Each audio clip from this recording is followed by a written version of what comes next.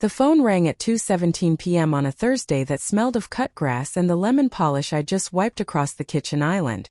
I was actually humming because the honeymoon glow still clung to the edges of every room. 3 months married. 3 months of waking up to her hair fanned across my pillow like spilled ink. I answered without checking the screen. Mark. It was Jake, voice pitched low, the way people speak when they're afraid the walls have ears. You sitting down? I laughed because Jake only ever called to brag about his fantasy football team or to beg me to fix his laptop. I'm standing in our kitchen, wearing an apron that says, "Kiss the cook." What's up? A pause long enough to drown in. Then, she's at Crescent Beach. Right now. And she's not alone. The lemon scent curdled. My pulse thudded once hard against the phone. Who's she? Elena. The name left his mouth like a stone dropped in still water. I pictured my wife, laughing under the striped umbrella we'd bought together in Positano. Her sundress the color of ripe peaches. Except Jake wasn't describing a memory. I wouldn't have called, he went on, but she waved at me. Thought I was seeing things. Then the guy put his arm around her waist, and she leaned into it like it was the most natural thing in the world. I'm sorry, man. I don't remember ending the call. I remember the apron slipping from my fingers and pooling on the tile like melted butter. I remember the 43-minute drive to the coast, windows down, salt air whipping my face raw. Every mile unspooled another thread of us. The night she cried because I'd memorized her coffee order. The way she traced the scar on my knuckle and called it her favorite constellation. The quiet vow we'd whispered in the dark. No secrets, ever. Crescent Beach appeared like a postcard someone had crumpled and then tried to smooth out. Children shrieked over melting popsicles. Gulls wheeled overhead. I scanned the shoreline until my eyes burned. And there she was, bare feet in the wet sand, hair twisted into a knot that let loose strands dance across her shoulders.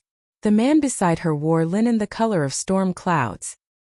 He was laughing at something she'd said, head thrown back, throat exposed. When she touched his arm, the gesture was soft, proprietary, devastating. I stayed behind the lifeguard tower, half hidden by a stack of faded rental chairs. My legs felt borrowed. I watched them walk the tittle-line, shoulders brushing. She bent to pick up a shell. He took it from her fingers before she could, turning it to catch the light, and she smiled at him the way she used to smile at me when I brought home grocery store tulips and pretended they were rare. My phone buzzed. A text from her, "Miss you. Home by 6, paella?" The emoji was a kissing face. I stared at it until the screen dimmed, then lit again with my own unsent reply trembling under my thumb. They settled on a blanket the color of Merlot. He produced a bottle of Prosecco, our Prosecco, the brand we'd discovered in a Hilltown vineyard and swore we'd save for anniversaries. She tilted her head back to drink from the bottle he held to her lips. A droplet slid down her chin. He caught it with his thumb and licked it clean. She laughed, low and private, the sound muffled by distance but sharp enough to slice me open. I must have made a noise because a woman nearby glanced over, then away. The sun pressed hot on the back of my neck. I tasted metal. I thought of the morning she danced around our bedroom in my t-shirt, singing off-key to the radio, and how I'd believed that joy was permanent. I stepped out from the shadows. The sand sucked at my shoes. 10 yards. 5. She saw me first. The bottle slipped from her fingers and foamed across the blanket like a confession. Her mouth opened but no sound came.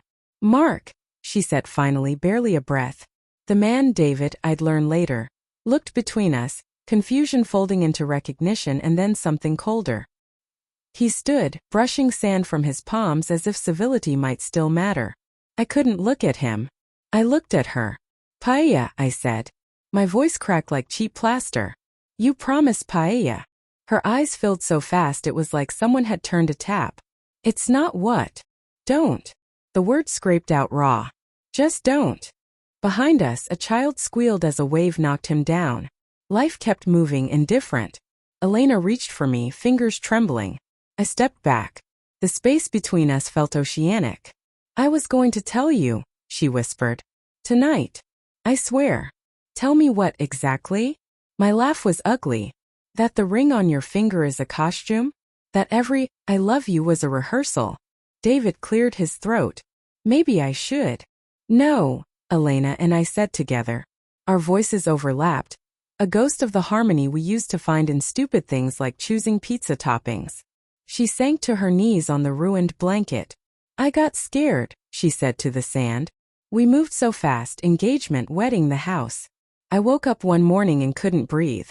He was easy. No history to fail at. Each word was a needle. I felt them all. I thought of the mortgage papers we'd signed with intertwined fingers, the way she'd cried happy tears when the realtor handed over the keys. I thought of the future we'd sketched on napkins, 2 kids, a dog, a porch swing. All of it balanced on a fault line I'd never felt tremble. I crouched so we were eye level. Did you ever love me?